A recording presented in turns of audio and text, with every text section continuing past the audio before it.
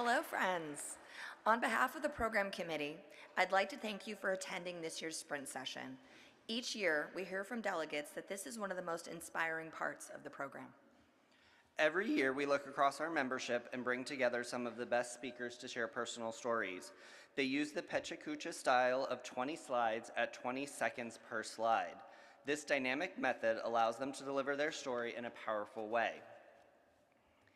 This year will be no different, as we have 6 incredible speakers who have amazing stories to tell.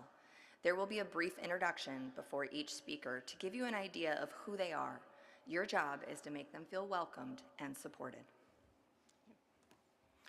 Our first speaker is Dr. Arian L. Bryant, Director of Residence Life and Education at the University of Central Florida. With more than 20 years of experience in higher education and public service, Arian has dedicated his career to helping students thrive and creating communities where people feel supported, connected, and empowered to succeed. Before joining UCF, he held residence life leadership roles at SUNY Albany, Montclair State University, and Rutgers University. In addition to his work on campus, Arian is an active leader in the student affairs profession through NASPA, national speaking engagements, and his scholarship in writing. He's passionate about advancing equity, mentoring emerging leaders, and supporting the development of housing and student affairs professionals. Many also know him as the creator and host of The Boogie Down Scholar, a blog and a YouTube platform where he shares insights on leadership, professional growth, and higher education. Please join me in welcoming Dr. Arian Bryant.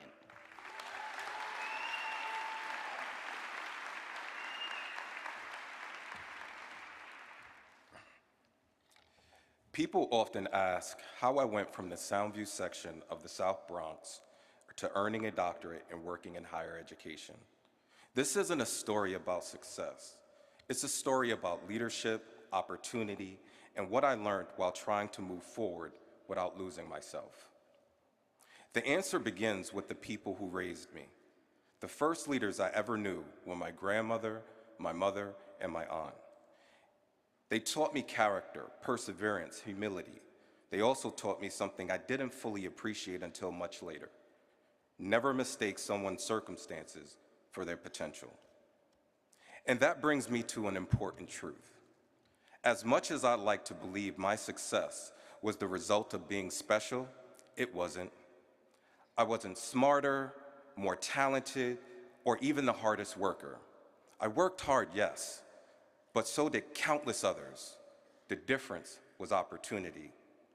In fact, growing up, I was surrounded by talented people, brilliant athletes, natural leaders, creative thinkers, people who could command a room and a project stairwell. Reflecting back, I realized excellence was everywhere around me. What was missing was not talent. What was missing was opportunity. Looking back now, the older I get, the less I view my journey as some evidence of exceptionalism. Instead, I see it as a reminder of the extraordinary potential that exists in communities like the South Bronx, potential that too often goes unseen, unsupported, and unrealized. At the same time, one of my earliest memories of the passing of a loved one involved a friend killed during a stolen car joyride. Over the years, I lost several friends from my neighborhood. 2 were like brothers. Looking back now, I just don't see tragedy. I see unrealized potential. Those losses stayed with me.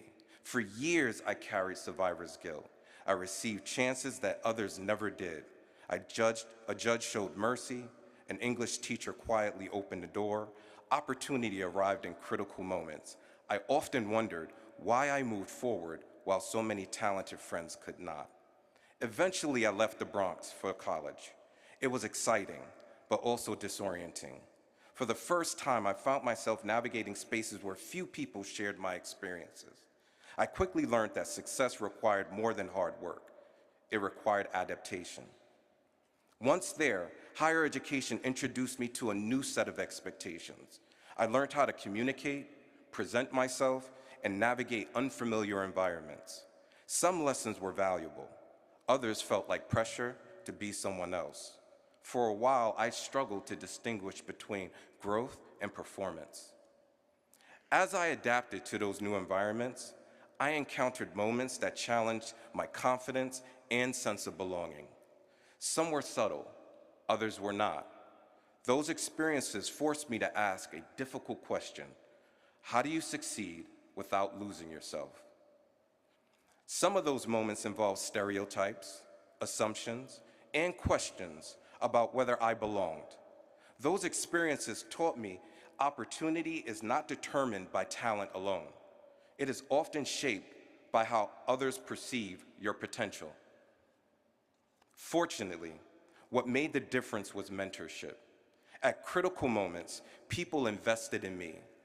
They offered advice, challenged me, opened doors, and expanded what I believed was possible. More than once, someone saw potential in me before I was able to see it in myself. And representation does matter. There is real value in seeing yourself reflected in leadership. But one lesson my journey taught me is that mentorship is ultimately about investment. The leaders who shaped me most were the ones who saw potential in me and chose to help me develop it. Over time, those experiences shaped my interest as both a practitioner and a scholar. Questions about opportunity, identity, leadership, and belonging became areas of study. Scholarship gave language to things I had witnessed growing up and experienced throughout my professional journey. That journey eventually led to a milestone I thought was a destination. Earning a terminal degree was a proud moment for me and my family.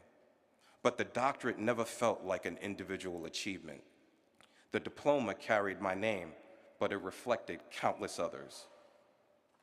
Yet, the most important lesson came afterward. Somewhere along the way, my understanding of leadership changed. Leadership stopped being about titles and promotions and advancement. It became about responsibility. Responsibility to support others, develop talent, and create opportunities and leave things better than I have found them. And that shift changed how I viewed others. As a professional, I began recognizing something similar in students and staff. I saw the same potential that I saw in my neighborhood. I remembered different backgrounds, different circumstances, same excellence.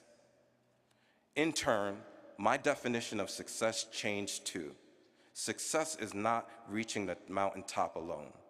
Success is remembering who helped you climb and making sure the ladder remains standing for the people coming behind you. When I reflect on all of it, one lesson stands out. The South Bronx taught me that potential is often overlooked. It taught me that many people do not receive the opportunity to realize their full gifts. That lesson stayed with me throughout every stage of my journey.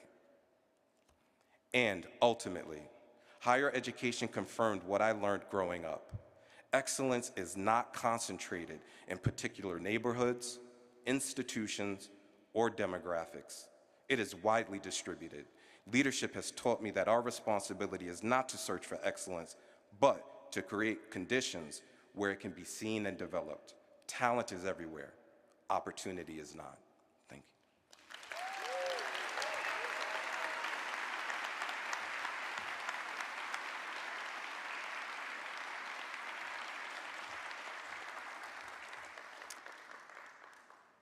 Our next Sprint speaker is James Greenwood, Head of Residential Life at the London School of Economics and Political Science.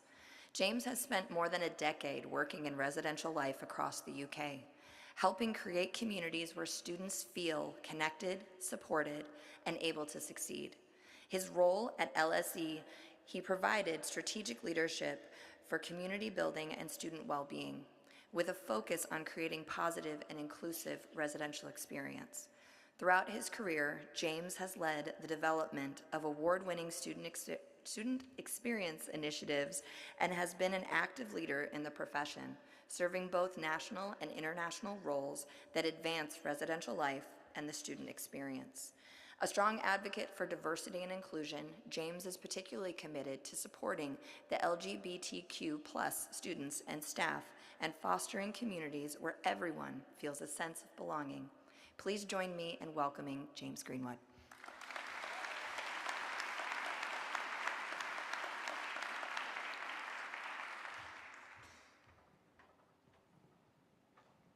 So the early years.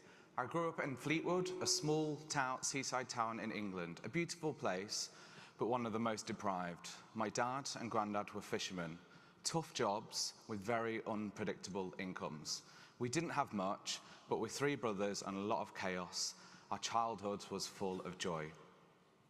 My grandma had 26 grandchildren, so family gatherings looked more like small music festivals.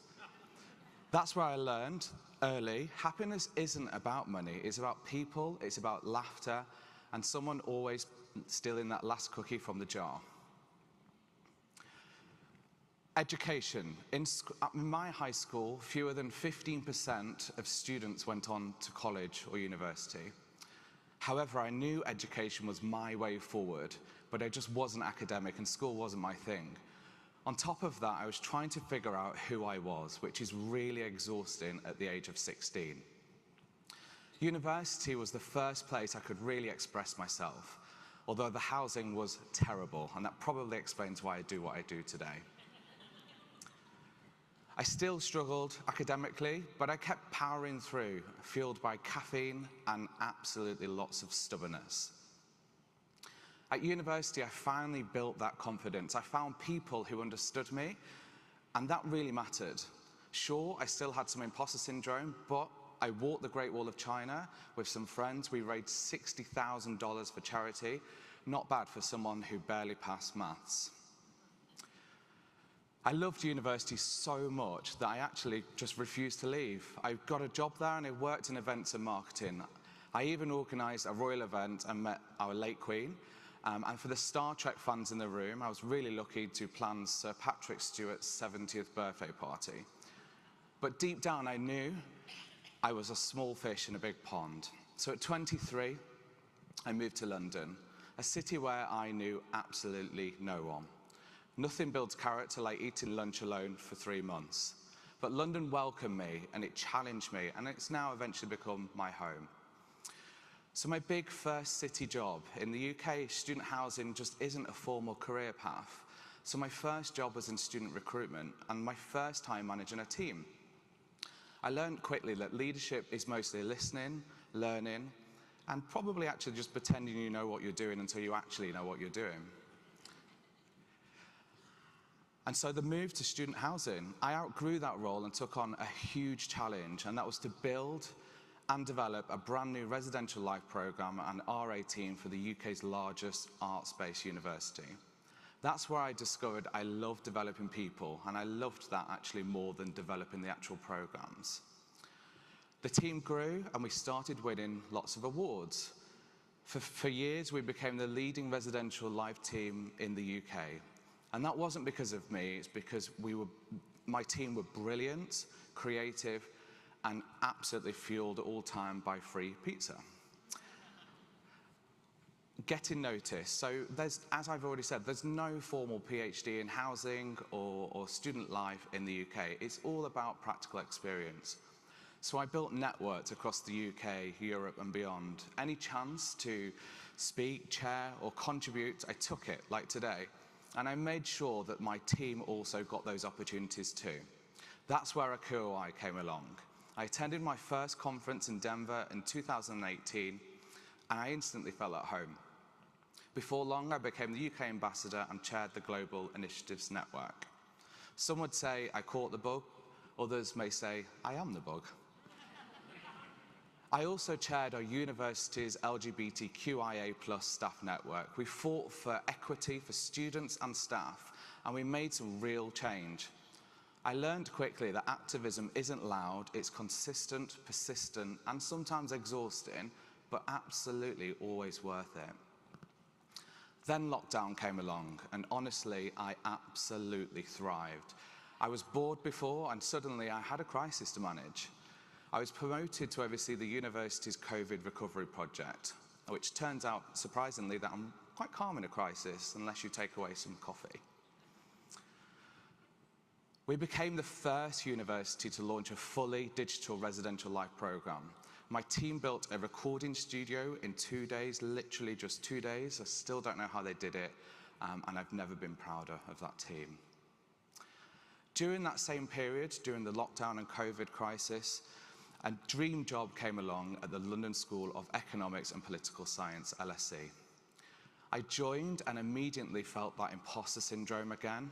I was the youngest person on our leadership team, surrounded by people with the brains of small planets.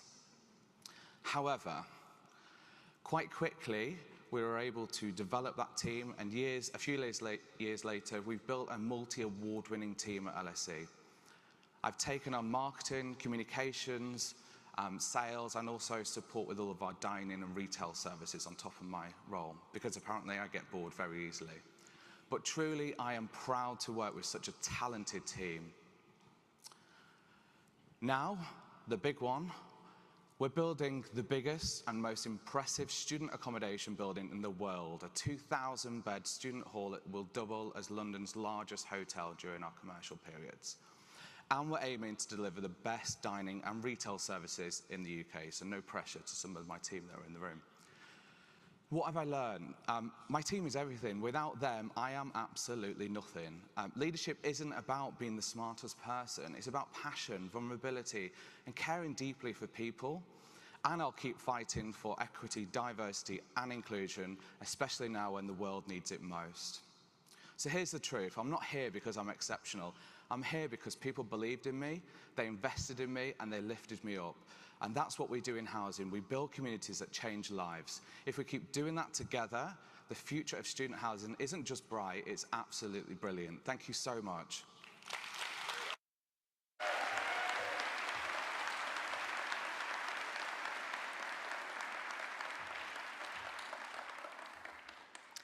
Next, I'm excited to introduce Linda Casper.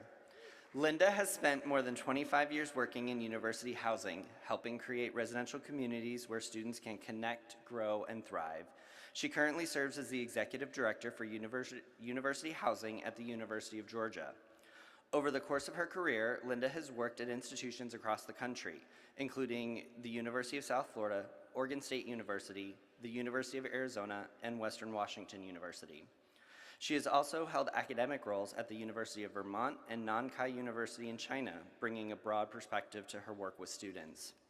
Linda is also a longtime leader and volunteer in the housing profession through ACUHO-I, contributing to training programs and professional development initiatives, both in the United States and internationally. Her passion for supporting students and developing future housing leaders has made an impact across the field. Please join me in welcoming Linda Casper.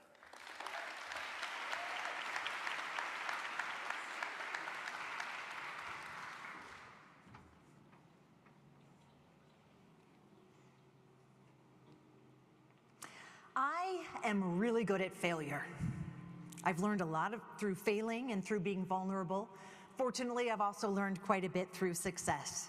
What has helped me recover and celebrate and build resistance has always been relationships with others. Connections are what define my career. I've been a badass since a young age on a bicycle. I love being active and I love being outdoors. I made a mistake when I was 19 and I watched myself running on video. For some reason, I knew I was supposed to go forward, but my body was fighting from side to side. I vowed to never run again. Nobody should see that. But then I decided to sign up for an Ironman triathlon. I knew I needed to run, so I hired a running coach. And that coach loved working with me because at 39, I didn't have any bad habits. He could only teach me the proper form, and then that's what I did. Some of my proudest accomplishments in life are completing 2 Ironman triathlons, riding my bicycle from Los Angeles to Boston, and right here in Orlando for 12 years in January, I've completed the Dopey Challenge, a 4-day challenge where you run a 5K, a 10K, a half marathon, and a full marathon. I'm not fast, but I am an endurance athlete and I can stay out there moving a long time. I know that some define well-being as a separation of work and life, a clear on-off switch. But for me, I have learned that the more I combine the two, the happier I am, the more connected I feel with colleagues, and the better I feel at work and about my work. When I was at the University of Arizona, I was a new assistant director and I was struggling with connecting. I decided to be vulnerable. I sent out an email to the entire department inviting everyone to join my newly created Res Life cycle team. I promised none of us would win speed races, but we would across the finish line. 6 people signed up. The first week was rough, right? People showed up with safety gear that was anything but safe. Old clothing, old helmets. But we worked on it slowly. And when race day came, I'm proud to say all 6 of us completed that 109-mile race with smiles on our faces. And yes, we were tired. And yes, I'm gonna say it because I know you're thinking it, our butts hurt.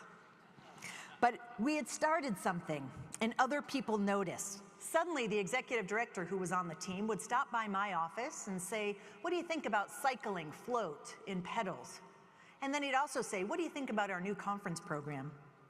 There's a lot of hours when you're out on the bike for that many miles. Not only did I start to better understand this executive director and the challenges in his role, but I also began to understand his passions, his children, and he began to better know me, an assistant director in his department who loved taking pictures of prickly pear cactus. When I moved on my friends and family had spent so much time investing in me as an athlete that I loved doing that for others and teaching them. Each week we'd have a learning outcome, because we're in housing. We'd talk about nutrition. We'd talk about hydration. We'd talk about how to change a bicycle tire. The next season, somebody wanted to make a change in the cycling program. They said, "Why don't now we have an A team, now that we're all experienced cyclers?" And I said, no. This was never about cycling. This was always about the team and getting to know each other and showing up, showing our whole selves, and encouraging people that had never been athletes to consider athlete as a salient identity. When I left Arizona, I started getting to know more people regionally and nationally, and I asked my colleagues to take an adventure with me, spend their vacation time doing crazy runs and half marathon in a city far, far away, a Ragnar relay event. If you've never heard of a Ragnar relay, it's a road race where you and your friends jump in a van, you drive 200 miles, but one of you is always outside the van running. It is a lot to organize these kinds of races, but I always found myself to be pretty good at organization. Some might say bossy. But I found that if I would put the organization together, others would join me for these adventures.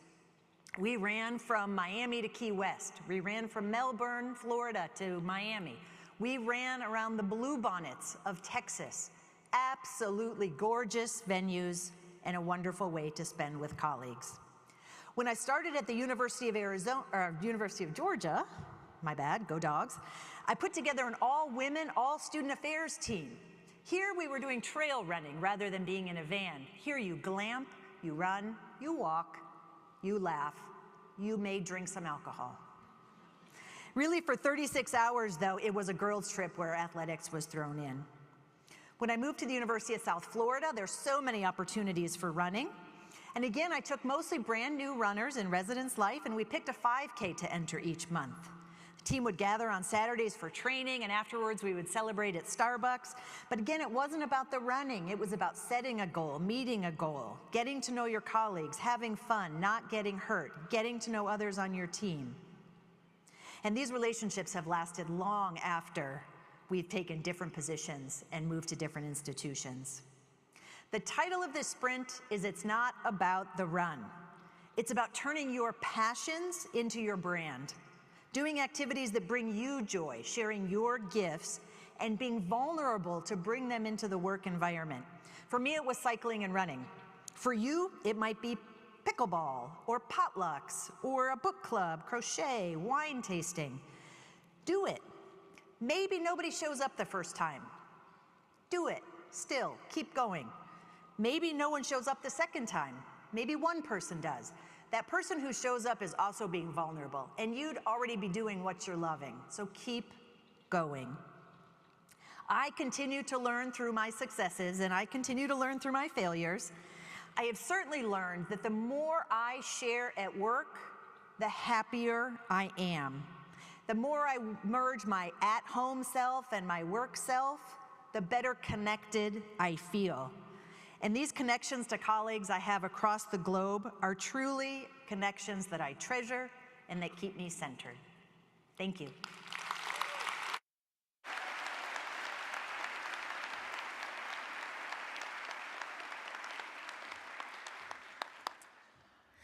Our next speaker is Jillian Sturdivant.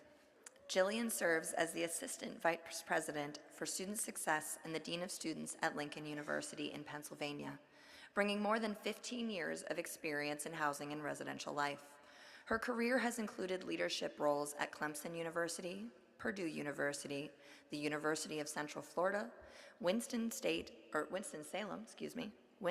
State University, and Pace University in New York City, where she has focused on supporting students, building strong communities, and developing student affairs professionals. Jillian is also a frequent presenter at national conferences, especially on topics related to students and professional well-being. She co-authored The Table, Stories from Black Women in Student Affairs, and her work often centers on helping higher education professionals cultivate a strong sense of identity beyond their job titles, grounding leadership in authenticity and personal well-being. Please join me in welcoming Jillian to the Sprint stage.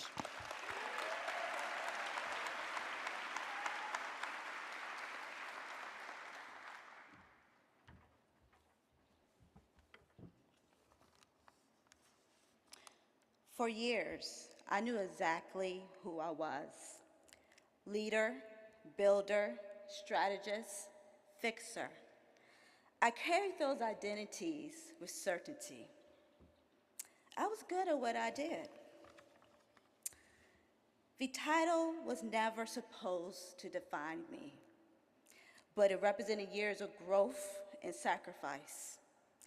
And while I knew there was more to me than a position, I didn't fully realize how much of my identity had been attached to it. The interesting thing is, I had already done the work. I had done the healing, the reflection, the identity work. I knew who I was outside of a job description, or at least I thought I did. But somehow along the way, who I was and what I did started to merge. Not intentionally, not loudly, but subtly. The role became the quickest answer to the question, who are you? Until I wasn't sure where the title ended and I began. The test came on a Wednesday. That was to have a meeting. It wasn't a long message. It wasn't dramatic. A meeting where I was being laid off with 80 of my colleagues. But in an instant, a normal Wednesday became a before and after moment in my life. Anxiety, feet felt heavy as I walked. I knew what it was, but it did not register. I called my number one support systems, my parents. First time in my life, the crossroads of what to do crept in, and strangely enough, a sigh of relief. My body was operating on autopilot. The place I should have gone for comfort was home. Instead, I went to the office because that's who I trained myself to be. Even in the middle of loss, I defaulted to work. The twilight zone, surreal, out of body. The familiar suddenly felt foreign.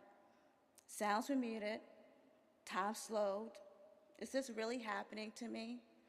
I hadn't lost a job. I was watching an identity unravel. The next morning, no alarm. Instantly, I thought of Martin in my internal Martin voice. Jill, you ain't got no job. I chuckled to myself. There was an unexpected peace. Not because I had all the answers, but because I trusted the one who did. But the title disappeared, but the person remained.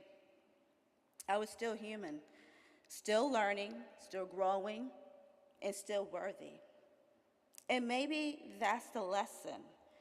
Knowing who you are doesn't mean you won't be shaken. It means you won't break. It's one thing to know who you are. It's another to trust it enough to stand on it. Knowing who you are is intellectual. Being anchored and who you are is spiritual. One informs you, the other steadies you. I had done the therapy, the reflection, the healing. I knew my strengths and weaknesses, but somehow along the way, I let external validation define my worth. I hadn't outsourced my identity. I had outsourced my value. So I went back, not to my resume, but to the place where I first learned what could hold me steady. The faith I embraced as a young believer at Van Street Baptist Church in Danville, Virginia. I wrote down who I was without mentioning a position. No degrees, no accomplishments, just characteristics. Faithful, compassionate, resilient, curious, servant-hearted. It was surprisingly difficult at first, but incredibly freeing. I had been protecting the branch and forgetting the root. The title was a branch, important, but temporary. Roots are what remain. My character, my faith, my values, my resilience, they were true before the title and after it. Institutions eliminate roles. They don't eliminate who you are. Your capacity, your character, and your calling remain. Most importantly, your humanity was never tied to career in the first place. This time, I didn't rebuild my identity. I returned to its foundation. The work had already been done. I just needed to remember who I was created to be, and it was much more than a title or an institution. When I finally understood the difference between identity and worth, everything changed. Jobs come and go, organizations evolve, roles shift, but my worth was never up for negotiation. Freedom came when I stopped finding my identity in what I do. I found it in the one who gave me life and purpose. Seasons change, but God's truth about me does not. That's the freedom I found. I want to leave you with this thought. If a title disappeared tomorrow, who would you still be? Thank you.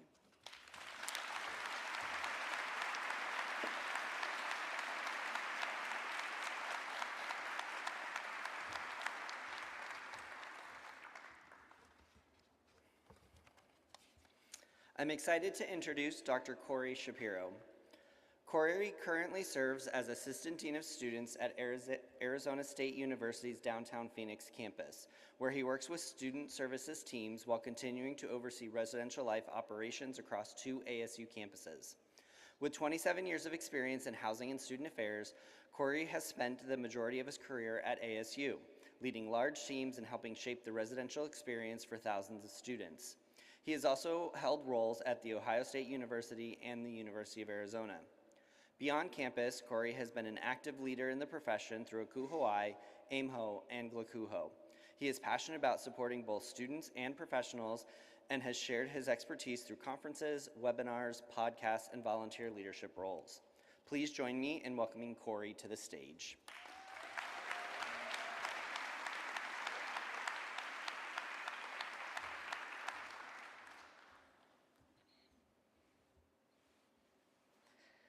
I've been saddened to see countless of our fellow housing professionals leaving the field since the pandemic or even earlier.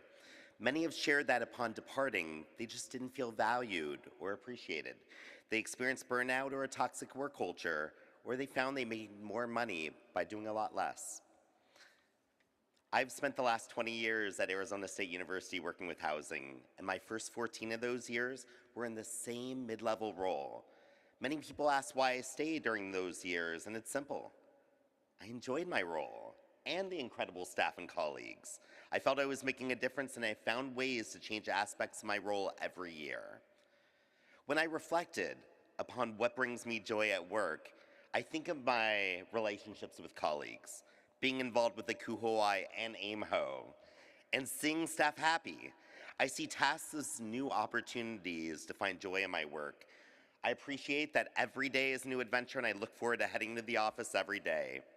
And I've had many highlights during my time at ASU, from taking students on turnaround trips to Disneyland to RHA conferences. I was asked to be the advisor of a NACURA annual conference. And then there was that time I was live on the Today Show. While my students and staff were featured, you can see me circled in the bottom left image. Other highlights include working with my many dynamic teams of colleagues and attending countless random events and programs, including many inflatables and even getting stuck on a Velcro wall.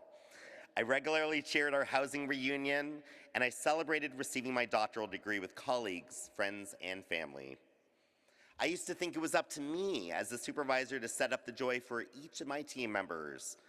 I learned I could encourage them to prioritize the joy in their lives, but to truly find your joy, I learned that you have to take ownership of seeking it out for yourself. I've learned, though, that no matter how much joy you have at work, you still have to have some sort of work-life balance. From avoiding emails outside of work hours when possible, to taking advantage of time off, to leaving work at a reasonable hour, I learned many ways to give 110% at work while also making the most of my time outside of work. During my early years at ASU, I simply put myself out there by joining meetup.com and making new friends. I also joined some dating websites, but that's a story for another day. I also explored my Jewish identity by joining a synagogue and volunteering as faculty at my old summer camp, and then I started taking doctoral classes. I started a strange lucky streak with contests and sweepstakes, which still applies to me today, including winning trips to Disneyland and the ACM Awards. I also find myself attending festivals regularly, including the Ostrich Festival, my favorite. I also created several Jewish organizations that began serving on nonprofit boards. I now spend some of my free time attending theater, serving on the board of the ASU Hillel, and getting paid for mystery shopping at local restaurants. I also write many Yelp reviews as a member of the Yelp Elite Squad of Phoenix. I even get invited to special sneak peek events for new restaurants. For many years, I've attended March Madness basketball tournaments annually with Dr. Catherine LaRoche. Each year, we pick a different city and have several of you join us, whether it's the Final Four, Sweet 16, or first two rounds.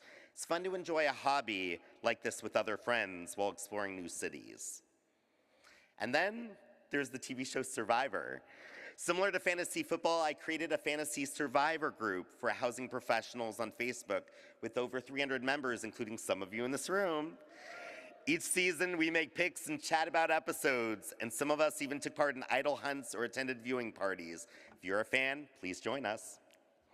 I met Rachel at a Jewish event I was hosting. I asked her out, and we got married about 8 years ago. There's a lot of joy in finding the special someone in your life to spend with. We have had many adventures since, many one on radio stations, and I hope someday she comes with me to Campus Home Live. I've never had a pet before, though last summer, Rachel and I worked with the rescue to foster and adopt a golden doodle who we renamed Bailey, partially named after my late mother, who would have loved her. Bailey had a tough upbringing and just needed a home where she could be loved, and as you can see, she has my smile. Often, we don't think about what it means to even find joy in our lives. How do you define joy? What have you experienced at work or at home that's truly been joyful? Brene Brown writes, I define joy as an intense feeling of deep spiritual connection, pleasure, and appreciation. I learned that I needed to continue to evolve my role while growing as a professional to avoid burnout, because burnout is real. What may have been enjoyable once upon a time might no longer motivate you the same way. If you feel you've outgrown a role, see if there's something new you can do to spice it up with new experiences or move to a new area at work. I came across an article previously where the Mayo Clinic provided tips for embracing joy. Focus on what you can control, express gratitude, assume good intent, concentrate on building relationships, and keep perspective. If you can do all these things, it should make a huge difference preventing burnout for you. Take time to reflect on what currently brings you joy. Start daily tasks that can lead you toward more of what you want to do versus what you don't want. Think about your current situation and what you can control. Then begin making small changes each day that will lead you towards what you desire for in life. Joy is a decision, a really brave one, about how you are going to show up to life. This quote is from Wes Stafford, a former president and CEO of Compassion International. I hope that each of you choose to make the brave decision by embracing your own joy. While I hope you've enjoyed learning more about me and my professional and personal journey and why I always seem to have a smile on my face, this presentation is about you as much as about me. I hope you can embrace some of the tips and lessons I've shared to help you find your own joy. I appreciate you being part of my joy as we wrap up CHL together. Thank you so much.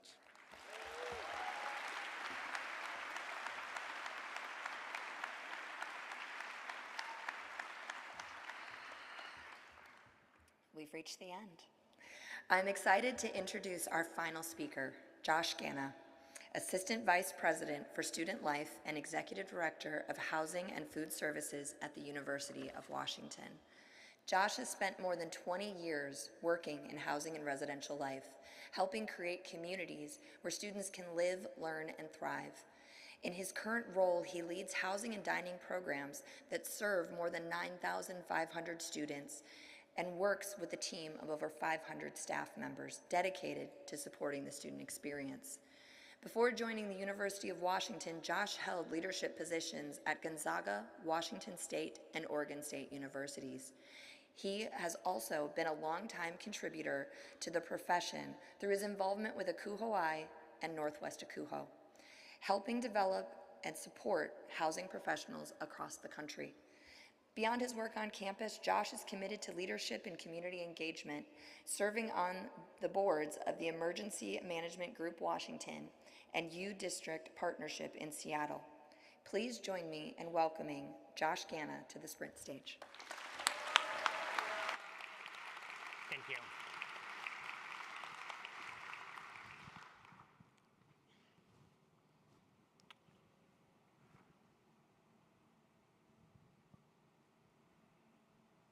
Growing up, I read a lot of John Grisham novels. These stories made the courtroom sound exciting, a place where justice was doled out by quick-witted attorneys. So of course, when I went to college, I was going to be a lawyer. That was the goal, at least. So who'd have thought I'd be standing here 25 years later on the stage at a national housing conference? I was a first-generation college student, and I thought that's how careers worked. Step 1, pick a direction. Step 2, get the education you need. Step 3, land the job and live happily ever after. A clear path, straight ahead, without interruptions, at least in theory. But my path started to shift. In college, I was a national officer with the Boy Scouts, but I needed something that would pay the bills. So I took a job in the university's diversity office because I was inspired by a talk by the AVP. The next year, I became an RA.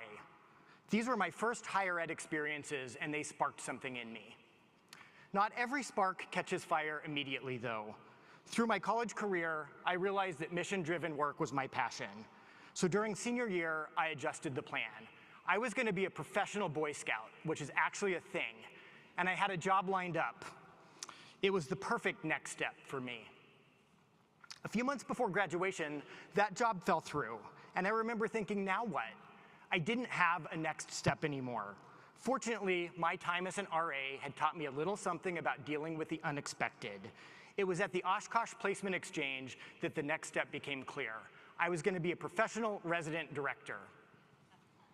At the time, Res Life felt like a fallback option, something to do while I figured things out while determining what was next. I didn't understand that housing could be a long-term career. Nobody grows up thinking they're going to be a student housing professional. But for the moment, it was a job and it had tuition benefits. This pivot to Res Life mattered to me more than I realized at the time. The Boy Scouts didn't allow gay employees, so taking that job would have meant staying closeted or getting fired. Had I stayed on that path, my life would have been very different. Res Life proved to not be a fallback after all. As I moved forward as an RD and started my master's degree program, something clicked. I could see a career path in higher education. I had a new plan. I was going to be a dean of students, after a few requisite steps up the Res Life ladder, of course. It felt good to have a what's next again. At the same time, I got involved in Northwest ACUHO, committees, conferences, putting myself forward wherever there was a need. I volunteered to serve in a midterm vacancy position on the executive board as website administrator. It wasn't the plan, my web development skills were marginal at best, but it was where there was a need. My work with Northwest ACUHO taught me how to think strategically and beyond my campus. It also gave me visibility. I began making connections outside of my institution. Through my time on the board, regional colleagues got to know me and saw my work in ways they wouldn't have otherwise. Over time, this grew and led to opportunities. One of those opportunities was a move to Oregon State into a housing operations role. It wasn't the residence life path I thought I was on, but I wanted to do it because my future supervisor, Dan Larson, someone I had worked with through Northwest ACUHO, is one of those dream people. I was off to Corvallis to manage desk services. I grew quite a bit in that role as the department evolved. At one point, I stepped in as interim human resources director. Human resources, imagine that. And I started to get involved in emergency management work because nobody else wanted to do it. And I found I really enjoyed the operational side of things. That wasn't just a one-time thing. I kept saying yes to opportunities to fill gaps, other duties as assigned, as we like to say in the field. These situations needed someone, and whether I had done it before or not, I stepped forward. Sometimes I knew what I was doing, oftentimes I didn't. I started to think of myself as a utility player, the duct tape in the department. It had been 5 years in Oregon. I was happy. I liked my job. I liked my team. Then I got a call. There was a position open at University of Washington, and I had been recommended through a Northwest ACUHO connection. They were launching an ambitious housing master plan and needed someone to run the housing facilities team. Facilities, I was a housing and residence life professional. I wasn't even sure I was qualified and almost didn't apply, but I did. And I asked a colleague to give me a crash course in building systems so I didn't make a fool of myself in the interview. He drew me this refrigeration diagram as a tutorial, and I studied very hard. Even though it was a little scary to switch functional areas again, I took the job because of who I'd be working with, Pam Schreiber and Rob Lubin, and what the institution was about to take on. It seemed like a place I wanted to be, even if facilities was intimidating and felt like a bit of a detour. So I made up my mind and moved to Seattle. At UW, that same pattern continued. I stepped into an interim dining leadership role, which was not my background unless you count fast food, but it was a chance to contribute where there was a need. And later, my emergency management experience positioned me to lead our COVID-19 response with a level of institutional visibility I hadn't had before. I hadn't followed my plan at all, yet I was happy and I was fulfilled. I had a job that I loved in a place where I could be myself, a place where I met my husband, founded a nonprofit, and felt like I belonged. I had great mentors and eventually decided to get my doctorate. Life was really good. More than 15 years and 4 job changes later, I'm still here, now as the AVP and executive director. But it wasn't an accident. All of these detours along the way had perfectly prepared me for this role, a role I wanted all along, even if I didn't realize it when I started out. And what I've learned along the way is this: we don't always know the job we actually want. Many of my career choices centered around the people I wanted to work with. I chose the dream team, not the dream job. So trust yourself and always try to remain open to possibility, even if it doesn't quite fit the plan, because what feel like detours in the moment are the journey.